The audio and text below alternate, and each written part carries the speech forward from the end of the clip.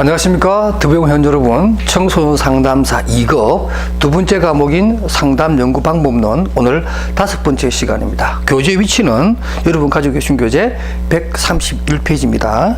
자, 오늘부터 우리가 배우는 공부는 보면 용어 중심의 내용들이 많아서 여러분들이 어떤 이해보다는 용어의 정확한 의미를 좀 찾아서 공부하는 그런 시간이기 때문에 이번 시간은 교재 중심으로 제가 읽어가면서 조금씩 설명을 보태는 그런 과정으로 진행하겠습니다. 자, 교재 위치 131페이지 찾으셨죠? 3번에 보면 연구 문제의 특징과 가설 이렇게 나와 있어요. 그러면서 첫 번째 뭐라고 그랬냐면 모든 연구는 문제에 대한 인식으로 출발한다 라고 되어 있습니다. 그러니까 문제라고 하는 것을 인식을 해서 그것이 어떤 해결책을 현실적으로 찾지 못할 때 우리는 연구라고 하는 과정을 통해서, 연구는 또 어떤 과학적 과정을 얘기하는 거죠. 그런 과학적 과정을 통해서 원인과 결과의 인과관계라든가 상관관계를 우리가 찾아야 되는데, 그렇기 때문에 모든 연구 문제는 문제에서 출발한다, 문제를 전제로 한다, 이렇게 이해를 하고요. 이러한 연구 문제의 특징이 있어요. 교재에 나와 있는 것처럼 문제 연구의 특징 중 하나는 뭐냐면, 연구 문제라고 하는 것은 우리가 과학적으로 검증을 해야 됩니다. 검증을 해야 되는데, 이 검증하는 과정에 있어서 개인적인 어떤 가치 내지는 가치관이 개입이 되면 이것은 굉장히 주관적인 내용이잖아요. 그리고 이런 주관적인 내용이 개입되어 버리면 과학적 검증을 통해서 참이냐 거짓이냐를 알 수가 없어요. 그러니까 가치 또는 개인의 가치관이 개입되는 것이 좋지 않다, 이렇게 특징으로 얘기할 수 있겠고요. 그 다음에 또 두 번째는 개념이라든가 변수가 있어야 된다. 당연히 우리가 나중에 조작적 정의라고 하는 개념도 배우겠지만, 개념이 있고 또 그러한 개념을 연결해 주거나 설명을 해주는 변수라고 하는 것이 반드시 존재해야 된다. 이것이 연구 문제의 특징이다, 이렇게 보여지겠고요. 세 번째, 역시 마찬가지입니다. 질문 형식으로 분명하고 명확하게 진술돼야 된다. 이 말은 뭐냐면, 예를 들면 A는 B의 원인이다, 또는 B는 A 때문에 야기된 결과이다, 이렇게 딱딱 떨어지는 하나의 명제로서 우리가 설정할 수 있어야 된다는 얘기고, 가능하면 간단한 게 좋겠죠. 심플하면 심플할수록 좋다라는 그런 특징을 가지고 있고요. 그 다음에 마지막으로 역시 제가 조금 전에 검증이라고 하는 과학적 과정을 얘기했는데, 이러한 연구 문제는 바로 경험적으로 검증이 가능해야 된다는 특징을 가지고 있어야 됩니다. 이런 문제는 우리가 기출문제에서 자주 나오는, 쉽지만 놓치지 말아야 될 그런 문제로 잘 출제가 됩니다. 그 다음에 또 우리가 알아야 될 것이 이제 가설이라고 하는 개념입니다. 가설. 자, 가설은 우리가 뒤에 나오는 영가설이라고 하는 것도 있고 또 대립가설 이렇게 얘기합니다만은, 가설이라는 개념이 뭐냐면 쉽게 얘기하면 그냥 잠정적으로 내린 결론이에요. 잠정적 결론이라고 할 수 있습니다. 잠정적 결론. 아직까지 진리로서 또 맞는 정의로서 확정된 건 아니지만, 그러나 그럴 것이다 라고 하는 잠정적 결론으로서 가설이라는 개념을 우리가 동원하게 되고요. 거기 보면 반가로 3번 가설 그 밑에 양가로 1번 나오고, 그 다음에 양가로 1번에서 밑으로 네 번째 줄에 보면 이런 말이 나옵니다. 인과관계를 규명하고자 하는 설명적 조사 연구에서 가설은 독립 변수가 종속 변수에 미치는 영향에 관한 잠정적 해답이다, 이렇게 되어 있어요. 그래서 B라고 하는 것에 대한 종속 변수, 그 다음에 A라고 하는 독립 변수, 이 둘 사이에 인과관계를 있을 것이다, 인과관계 있을 것이다, 없을 것이다 라고 하는 그러한 하나의 명제로서 우리는 가설을 얘기할 수 있겠고요. 이러한 가설은 우리가 왜 가설을 있어야 되느냐, 이것은 어떻게 보면 연구의 방향이에요. 연구의 방향을 우리가 알아야 되는데, 무엇을 입증할 거고 검증할 것이며 어떻게 연구할 것인가 하는 방향성도 제시하는 데 굉장히 중요한 기준점이다, 이렇게 보여지고요. 그 다음에 양가로 2번과 양가로 3번은 여러분들이 이제 책을 읽으면서 충분히 이해되는 내용이니까 넘어갈게요. 자, 제가 밑에 썼던 이 연가설과 대립가설. 우리가 연구 방법론을 하면 늘 나오는 것 중에 하나 개념이 바로 연가설이 뭐냐, 대립가설이 뭐냐 하는 내용인데, 교재 한 장 넘기셔서 132페이지로 가게 되면 우리가 일반적으로 연가설이라고 하는 것은 기무가설이라고도 해요. 기무가설이라고도 하는데 이것을 우리가 보통 기호를 나타낼 때는 HO 해서 제로로 간다 이런 뜻이고, 대립가설은 우리가 보통 뭐 영구가설 이렇게도 얘기하는데요. 기호로는 H1이라고 이렇게 표시를 합니다. 연가설이라고 하는 것은 여기 나오는 기무가설처럼 돌아갈 기 없을 무자예요. 그러니까 돌아간다라는 뜻입니다. 무엇으로? 아무것도 없는 것으로. 그러니까 원래 우리가 생각했던 원래 원칙 그대로예요. 그러니까 연가설이라고 하는 것은 우리가 지금까지 믿어왔던 하나의 진리라고 볼 수 있습니다. 예를 들면 어떤 거냐면 이런 거죠. A와 B는 뭐 다르지 않다 이런 거요. 뭐 하지 않다니까 0에 가깝죠. 그 다음에 또 뭐예요? A와 B는 관계가 없다. 관계가 없다. 이런 식으로 있지 않거나 관계가 없거나 또 다르지 않거나 이런 식의 명제로 보통 기술이 되지요. 이런 것들을 우리가 연가설, 기무가설이라고 하고요. 밑에 나오는 대립가설은 이건 다르죠. A와 B는 다르지 않다가 아니라 A와 B는 다르다.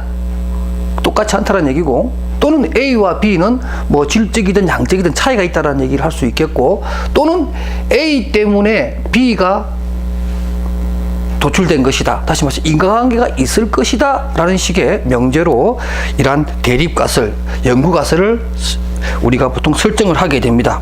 그러면서 132페이지에 보면 가운데 조금 밑에 이런 얘기가 나옵니다.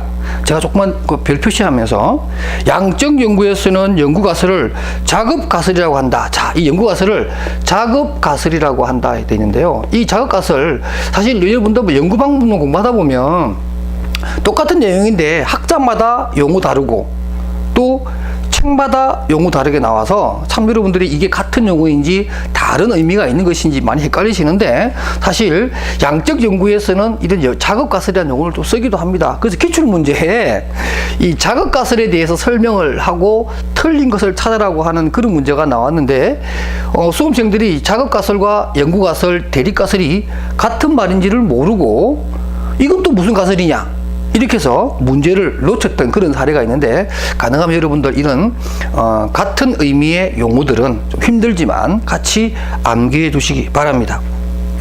그 다음에 인가조사, 기술조사, 탐색조사가 있는데요. 이건 역시 마찬가지로 뭐 결과적으로 보면 교재에 있는 내용 그대로 여러분들이 한번 쭉 읽고 이해해 주시면 좋을 것 같고요. 다만 탐색조사에 대해서는 좀 깊은 공부가 필요합니다. 교재 133페이지 보시게 되면 뭐 앞에 나오는 기술조사라든가 이런 것들은 이해하는데 크게 어려움이 없는데, 탐색조사 같은 경우에는 특히 이 탐색조사가 가지고 있는 특징을 잘 이해해야 되고, 그 밑에 나오는 세 가지 문헌, 경험 또는 사례조사와 같은 세 가지 조사 유형에 대해서 여러분들이 좀 구분해서 알아두실 필요가 있습니다. 먼저 그 탐색조사의 개념을 보면 양가로 1번에 이러한 탐색조사의 주된 목적은 문제 규명에 있습니다. 다시 말해서 연구 문제를 우리가 그러니까 말 그대로 탐색이니까 본 연구하고 그 전에 문제를 탐색을 해서 어떻게 보통 뭐 가설, 대립 가설을 어떻게 세울까 하는 사전적 행위라고 보시면 돼요. 그래서 이러한 탐색 조사는 그 목적이 문제 규명이 있을 뿐만 아니라 연구 문제를 확정하기 위해서 예비적으로 실시하는 성격을 지니고 있다. 이렇게 꼭 알아두시고요. 그 다음에 그 세 번째 줄 끝에 보면 이러한 탐색 조사는 문헌 조사, 경험 조사, 또 뭐 전문가 조사라고 하기도 하는, 그 다음에 사례 조사가 있다. 이렇게 알아두시고, 이 탐색 조사의 특징을 잘 아셔야 돼요. 지금 여기 보기 한 7개 정도 나오는데 요것을 조금씩 비틀어 가지고 기출문제 잘 나오니까요.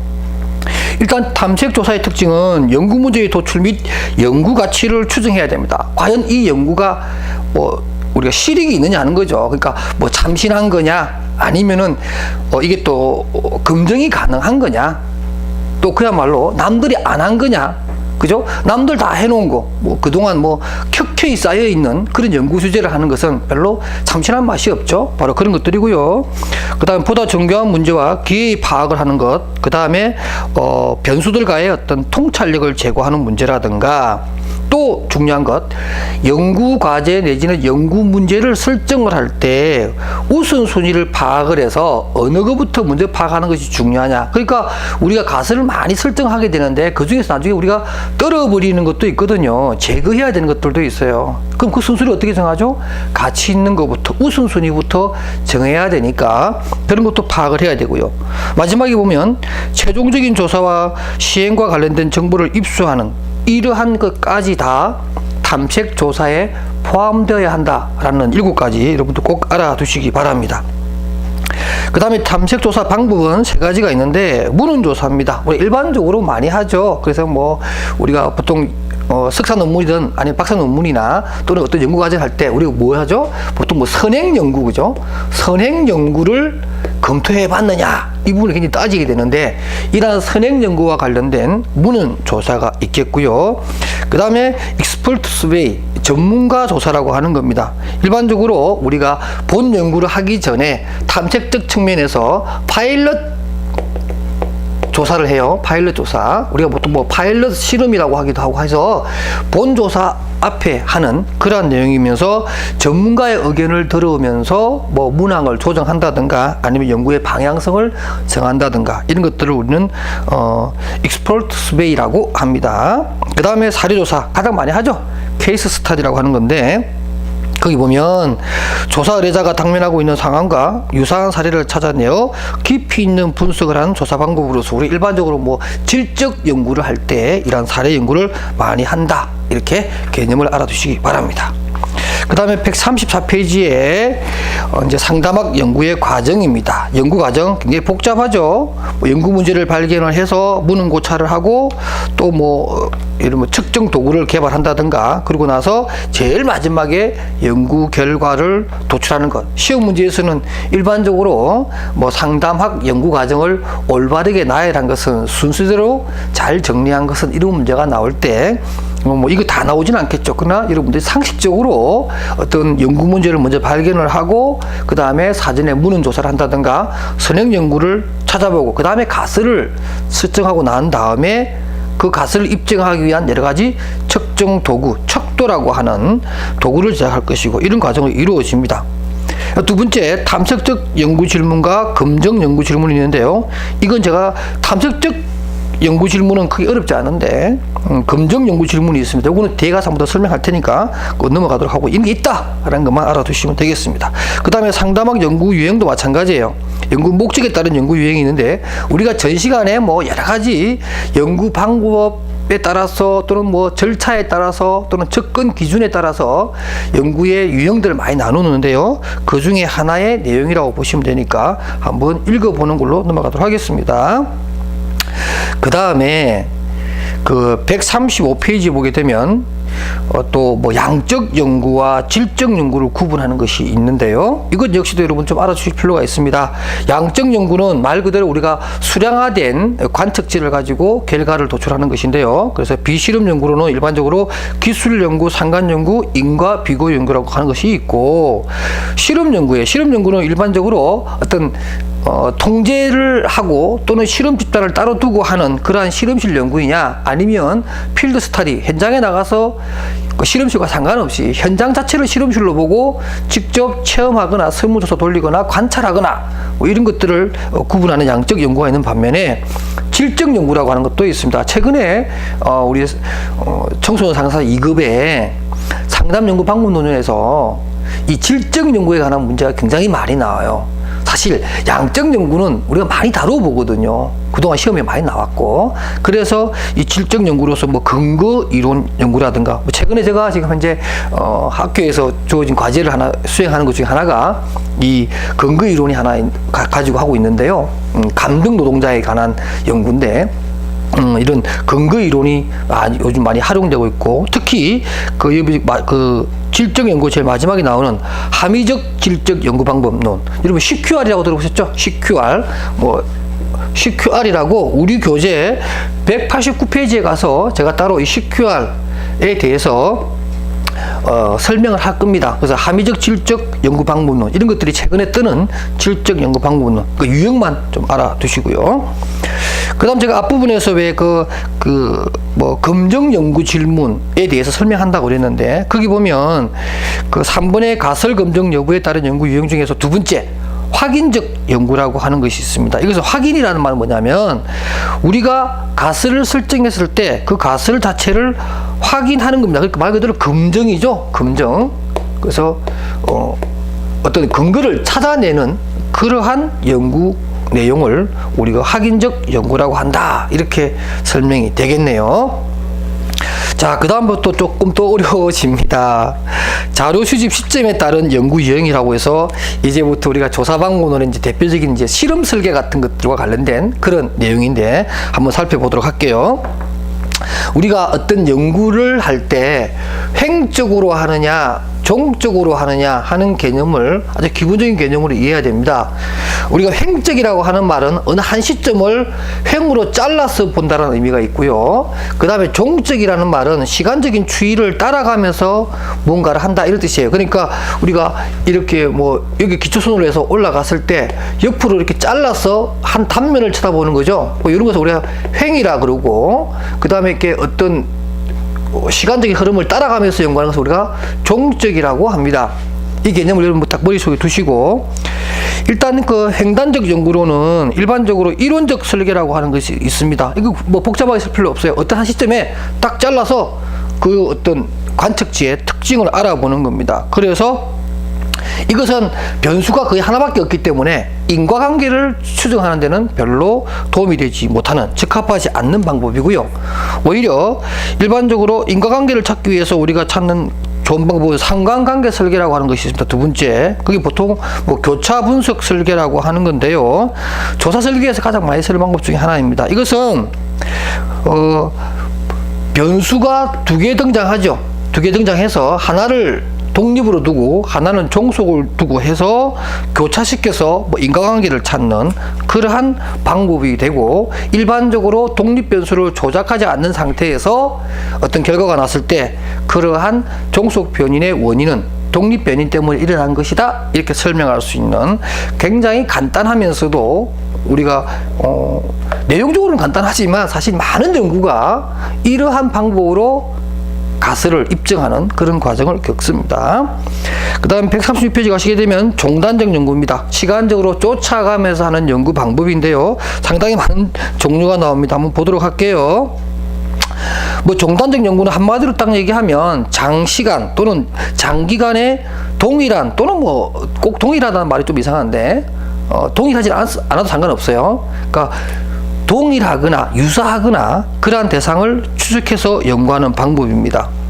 이러한 종단적 연구는 그 종단 연구에 필요한 종단 자료가 있어요. 그죠? 종단 연구에 쓰이는 종단 자료가 있는데, 이 자료가 시간적인 요인과 겹치기 때문에 반드시 좀 가져야 될 특징이 있어요. 이것도 굉장히 중요한 건데, 뭐냐면 이런 거예요. 세 시점 이상의 자료가 확보되어야 한다. 이 말은 뭐냐면, 자, 우리가 어떤 여기 점이 있어요. 그럼 시간이 가면 이 점이 변할 겁니다. 그럼 예를 들면 이 점이 1위로 변했어요.